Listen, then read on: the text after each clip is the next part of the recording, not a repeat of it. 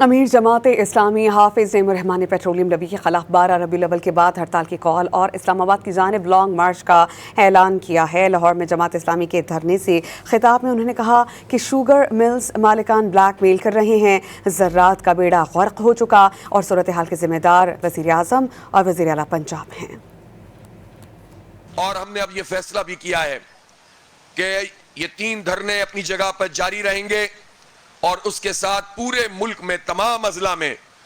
احتجاجی کیمپ لگیں گے دھرنوں کے، اور اس دھرنے سے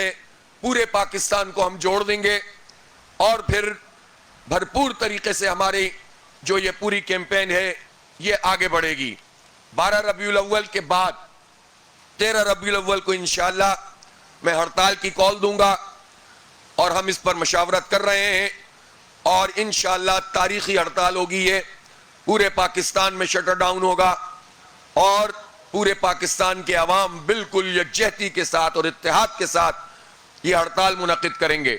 ہماری ٹیموں نے اس پر کام شروع کر دیا ہے اور اس کے بعد ہم اسلام آباد میں بھی ایک لانگ مارچ کریں گے۔